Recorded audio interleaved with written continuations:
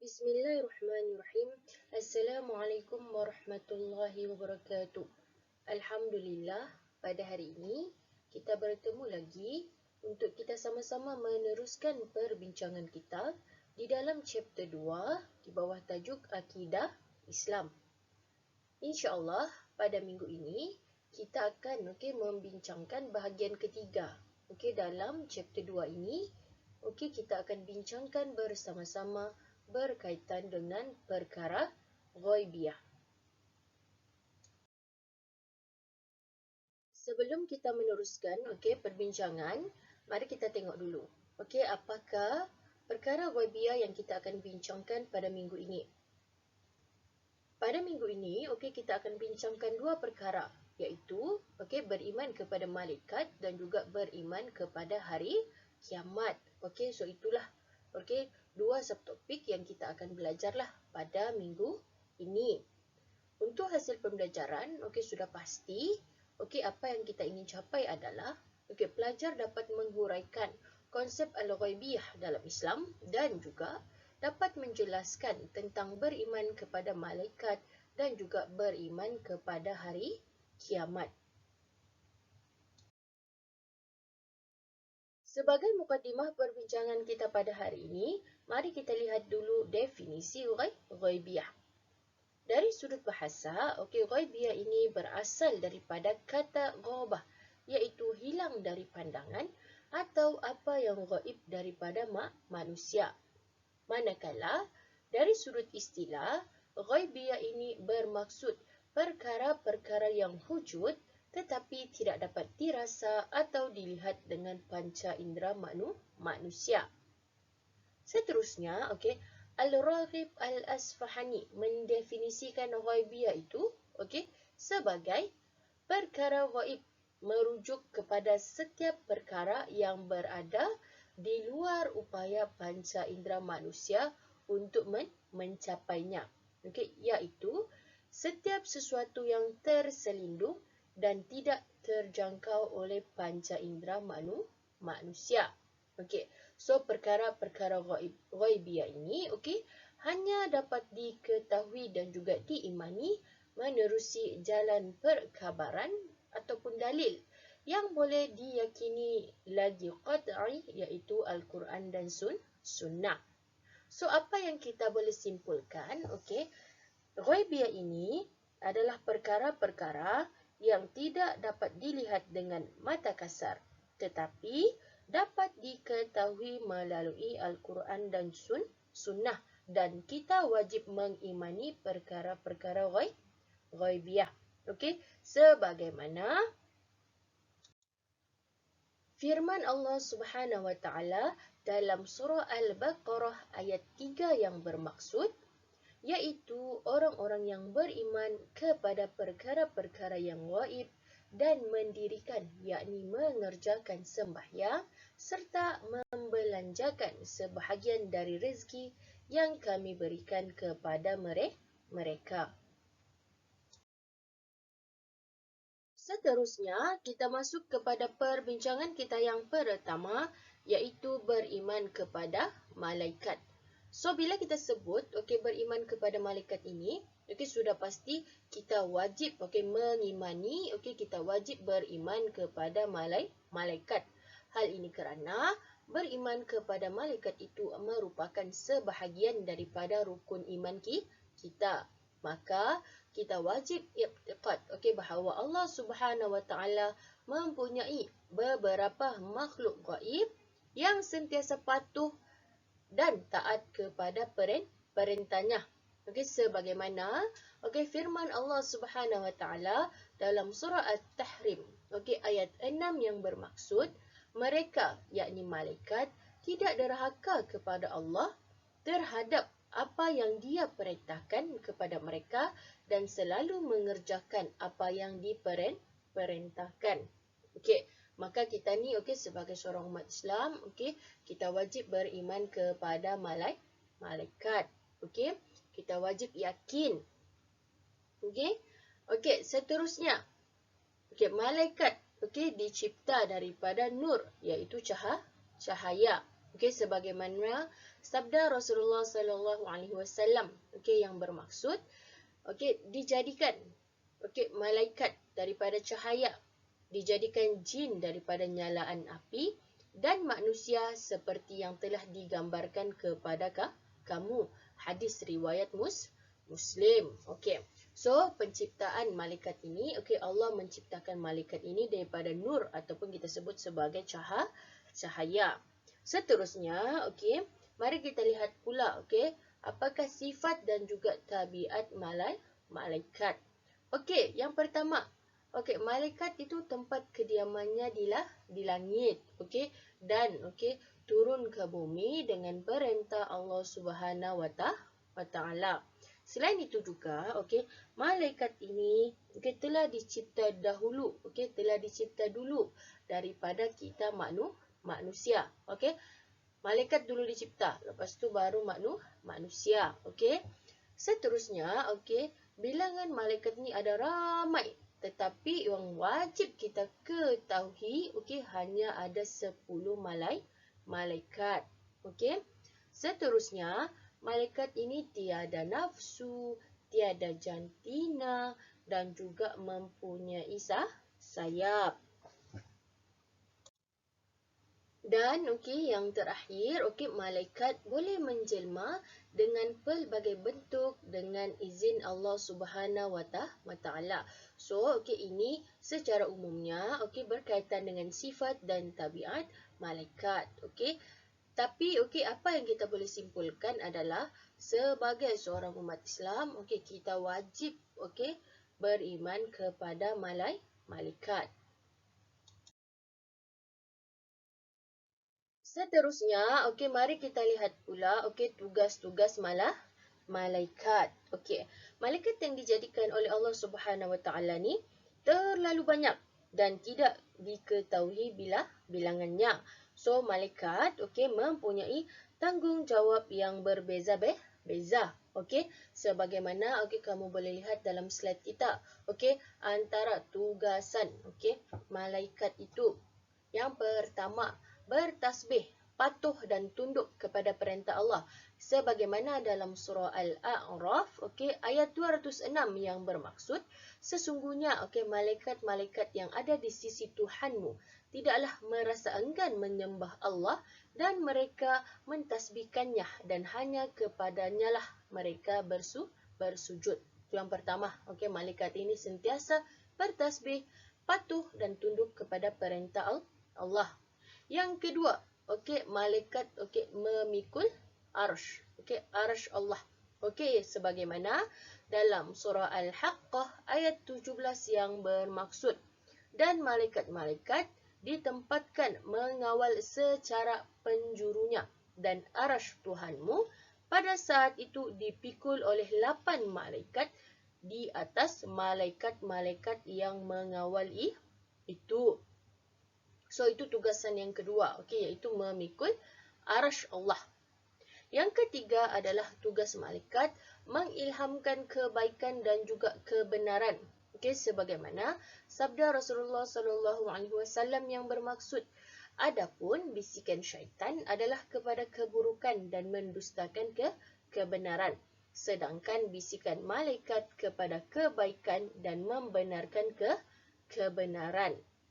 Seterusnya, tugas malaikat adalah memberi salam kepada ahli syurga, sebagaimana dalam surah Al-Ra'd ayat 23 dan 24 yang okey bermaksud, dan malaikat-malaikat pula akan masuk kepada mereka dari tiap-tiap pintu, memberi hormat dengan berkata, salam sejahteralah kamu berpanjangan disebabkan kesabaran kamu. Dan yang terakhir adalah memohon kerahmatan, keampunan dan mendoakan orang-orang yang beriman. Sebagaimana dalam surah Al-Ghafir ayat 7 yang bermaksud, serta mereka memohon ampun bagi orang-orang yang beriman, yakni dengan berdoa merayu, wahai Tuhan kami, rahmat-Mu dan ilmu-Mu meliputi segala-gala segalanya. Maka berilah ampun kepada orang-orang yang bertaubat serta menurut jalanmu dan peliharalah mereka dari azab neraka. Okey, so ini adalah contoh tugas-tugas malaikat. Okey, ada 5 iaitu pertama bertasbih, patuh dan tunduk kepada perintah Allah. Malaikat memikul arasy Allah. Malaikat mengilhamkan kebaikan dan juga kebenaran. Malaikat memberi salam kepada ahli syurga. Dan yang terakhir, malaikat memohon kerahmatan, keampunan dan mendoakan orang-orang yang beriman. Seterusnya, seperti mana yang telah saya nyatakan di awal tadi, bilangan malaikat ni adalah ramai dan kita tidak ketahui bilangannya yang sebenar. Namun, ada 10 malaikat yang wajib kita ketahui bersama dengan tugasannya. Yang pertama adalah malaikat Jibril. Yang tugasnya adalah menyampaikan wahyu. Yang kedua adalah Mikail, yang tugasnya memberi rezeki. Yang ketiga adalah malaikat Israfil, yang tugasnya meniup sangkakala. Yang keempat adalah malaikat Israel, yang tugasnya mencabutnya nyawa. Seterusnya, malaikat Munkar dan Nakir, yang tugasnya menyoal manusia di dalam kubur. Seterusnya, malaikat Ridwan, yang menjaga syurga. Seterusnya, malaikat Malik yang menjaga neraka. Dan yang terakhir adalah malaikat Raqib dan Atid yang tugasnya mencatat amal kebaikan dan juga amal kejahatan manusia. So, ke-10 malaikat ini wajib kita ketahui bersama-sama dengan tugasnya. Seterusnya, kita bincangkan pula berkaitan dengan hikmah beriman kepada malaikat. Yang pertama adalah meningkatkan keimanan kita kepada Allah Subhanahu Wa Taala. Seterusnya, mendorong kita ini manusia untuk sentiasa melakukan kebaikan dan juga menghindari kejahatan. Yang ketiga adalah kita ini manusia istiqamah dalam melaksanakan ibadah dengan ikhlas dan khusyuk. Yang keempat adalah sabar dan tidak mudah putus asa dalam meneruskan jihad di jalan Allah. Dan yang terakhir adalah mengajar kita manusia supaya bersistematik dalam urusan kehidupan. Seterusnya, kita masuk kepada tajuk yang kedua iaitu beriman kepada hari kiamat. Hari kiamat merupakan rahsia Allah Subhanahu Wa Taala. Tiada satu pun daripada kita makhluk ini mengetahui bilakah berlakunya hari kiamat. Namun beriman kepada hari kiamat ini termasuk dalam rukun iman yang wajib kita imani. Setiap daripada kita wajib percaya dengan penuh yakin bahawa hari kiamat ini pasti akan berlaku. Said Sabiq menyatakan bahawa hari kiamat ini adalah hari di mana seluruh alam ini akan dimusnahkan dan kemudian diciptakan kehidupan akhirat serta dihidupkan seluruh manusia untuk kali kedua bagi menghadapi perhitungan dan juga pembalasan terhadap apa yang telah dikerjakan semasa hidup di dunia dahulu. Selain itu, menurut Kamus Dewan dan Bahasa, hari kiamat ini adalah hari yang ditiupkan sangkakala dan manusia dibangkitkan dari kubur. Manakala hari akhirat ialah satu alam terakhir tanpa penghujung yang perlu dilalui oleh setiap manusia. Bermula apabila manusia dibangkitkan dari kubur. So, oleh sebab itu, as a Muslim, kita wajib percaya dan yakin tentang adanya kehidupan selepas alam dunia ini. Okey, yang mana setiap manusia akan berpindah dari alam dunia ke alam akhirat selepas mati. Dan okey, seperti mana saya nyatakan tadi, okey, beriman kepada hari kiamat ini merupakan okey, sebahagian daripada rukun iman. Kita wajib beriman kepada hari kiamat.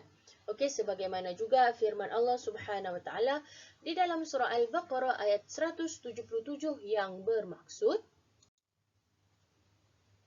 bukanlah perkara kebaikan itu hanya kamu menghadapkan muka ke pihak timur dan barat, tetapi kebaikan itu ialah berimannya seseorang kepada Allah dan juga hari akhirat. Selain itu juga, okey, sabda Rasulullah SAW yang bermaksud, sesiapa yang beriman kepada Allah dan hari akhirat, hendaklah ia bercakap dengan baik atau diam. Sesiapa yang beriman kepada Allah dan hari akhirat, hendaklah ia memuliakan jirannya. Sesiapa yang beriman kepada Allah dan akhirat, hendaklah ia memuliakan tetamunya. Hadis riwayat Bukhari dan juga Muslim. Seterusnya, okey, mari kita lihat pula okey, nama-nama lain hari kiamat okey yang terdapat di dalam Al-Quran. Okey. Kalau kita lihat dalam slide ada banyak nama-nama okey, nama lain bagi hari kiamat. Okey. Contohnya, okey, saya sebut beberapa contohlah beserta dengan dalilnya. For example, okey, yang pertama adalah Yaum Ad-Din. Okey, yang bermaksud hari pembalasan. Okey, sebagaimana firman Allah Subhanahu wa taala di dalam surah Al-Fatihah ayat 4 yang bermaksud yang menguasai hari pembalasan. Yang kedua adalah Yaum Al-Hasrah. Okey, yang bermaksud hari penyesalan. Sebagaimana okey dalam surah Maryam ayat 39 yang bermaksud, dan berilah mereka peringatan tentang hari penyesalan, iaitu ketika segala perkara telah diputuskan, sedang mereka dalam keadaan lalai dan tidak beriman. Seterusnya, Dar al-Akhirah, iaitu negeri akhirat. Okey, sebagaimana dalam surah Al-Ankabut ayat 64 yang bermaksud, dan sesungguhnya negeri akhirat itulah kehidupan yang sebenarnya sekiranya mereka mengetahuinya. Seterusnya, okey, Al-Waqiah. Sebagaimana dalam surah Al-Waqiah ayat 1, okey, yang bermaksud apabila berlaku hari kiamat itu. Dan okey, contoh lain yang saya bagi okey adalah Al-Qari'ah. Sebagaimana okey firman Allah Subhanahu wa taala di dalam surah Al-Qari'ah ayat 1 yang bermaksud hari yang menggemparkan. So kalau kita lihat okey secara umumnya okey dalam Al-Quran ni ada banyak okey nama-nama lain hari kiamat okey yang telah Allah okey sebut okey di dalam Al-Quran. So ini menunjukkan bahawa okey pentingnya okey kita ini manusia mengingati hari kiamat okey kerana kalimah ini diulang-ulang okey banyak kali dan banyak tempat di dalam Al-Quran. Okey supaya apa?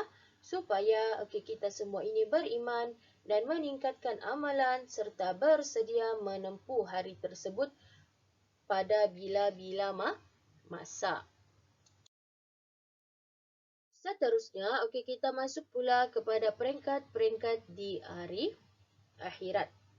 Apabila seseorang itu telah meninggal dunia, maka berakhirnya kehidupan di dunia dan memasuki kehidupan akhirat selepasnya. Maka okey, hari akhirat ini ianya bermula dengan kematian dan kehidupan di alam barzah. Kemudian dibangkitkan seluruh manusia dan dihimpunkan okey di padang mahsyar untuk menunggu untuk dihisap. Okey, yang mana okey semua manusia ini dihimpun, disoal dan juga diadili, lalu semua akan dibalas dengan amalan yang telah dilakukan. Okey, masing-masing nanti akan menerima buku amalannya. Okey. Seterusnya adalah al-mizan, iaitu neraca timbangan, yang mana neraca ini Allah dirikan pada hari kiamat untuk menimbang segala amalan manusia. So segala amalan kita ini tidak kisahlah baik atau buruk, hatta ianya sebesar zarah, semuanya akan ditimbang. Selepas itu, akan melalui titian sirat, yang mana titian sirat ini adalah titian yang dibentang di atas neraka Jahannam. Maka, macam-macam keadaan orang melaluinya. Ada yang sepantas kilat, ada yang berjalan, ada yang merangkak. Semuanya, bergantung kepada amalan manusia. Dan yang terakhir adalah, balasan syurga dan neraka.